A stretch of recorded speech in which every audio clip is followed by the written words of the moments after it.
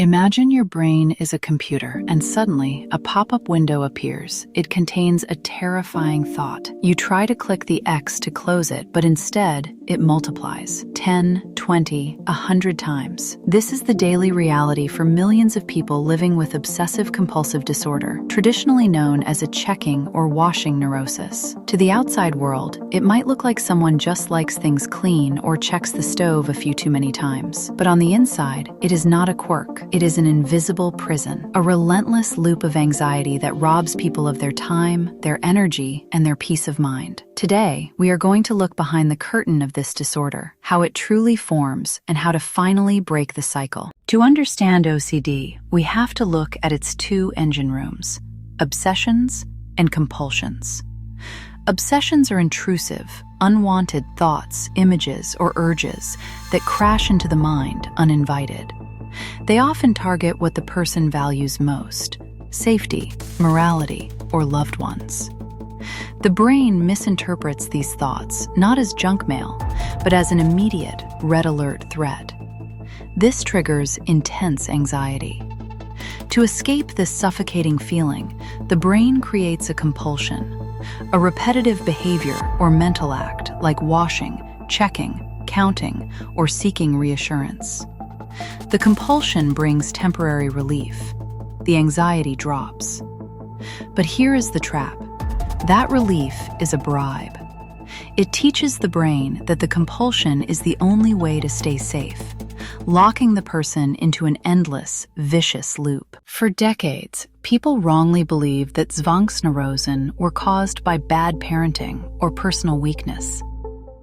Today, modern neuroscience proves otherwise. It is a biological glitch.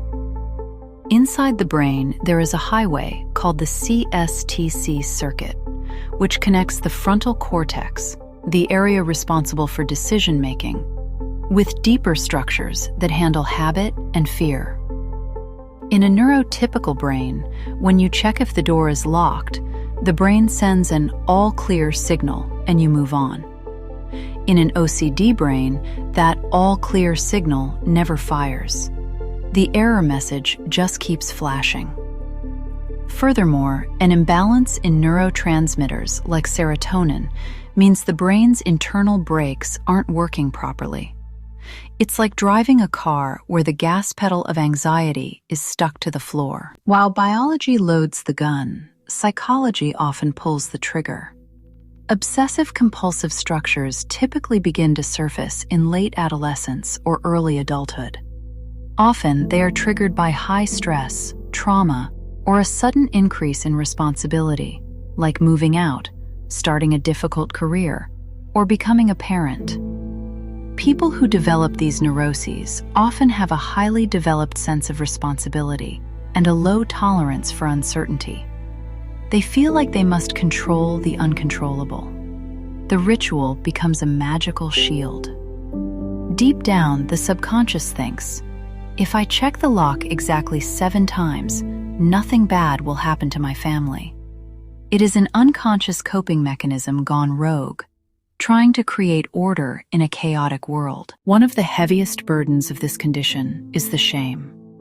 Because intrusive thoughts can be dark or violent, people suffer in silence, fearing they are secretly monsters. But here is a crucial medical truth that everyone needs to understand. OCD is ego-dystonic. This means the intrusive thoughts are the exact opposite of the person's actual character and desires. A person who obsessively fears harming someone is usually the most gentle, empathetic person in the room. The very fact that the thought causes so much distress proves that it is a foreign invader, not a hidden wish. Understanding this distinction is often the very first step toward healing. So, how do we break a biological and psychological loop? Talking about the thoughts endlessly in traditional therapy usually doesn't work. In fact, it can make it worse by turning the therapy session into another compulsion. The gold standard of treatment is a specific type of cognitive behavioral therapy called ERP, exposure and response prevention. The concept is simple but incredibly brave. Under the guidance of a therapist, The patient deliberately exposes themselves to the trigger, for example, touching a doorknob, and then makes the conscious choice not to perform the compulsion of washing their hands. At first, anxiety spikes to 100, but if you wait, a biological miracle happens called habituation. The nervous system naturally calms down on its own. The brain realizes, wait, I didn't wash my hands, and nothing terrible happened. Slowly, the old neural pathways wither away. Recovery from a severe neurosis doesn't happen overnight.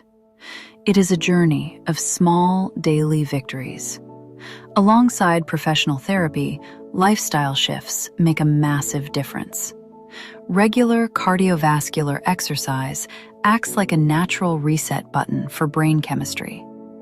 Mindfulness and meditation teach you to observe an intrusive thought, like a cloud passing in the sky, without reacting to it.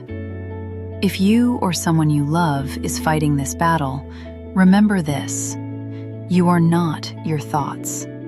You are the observer of your thoughts. The brain is plastic. It can be rewired. You do not have to live in the loop forever.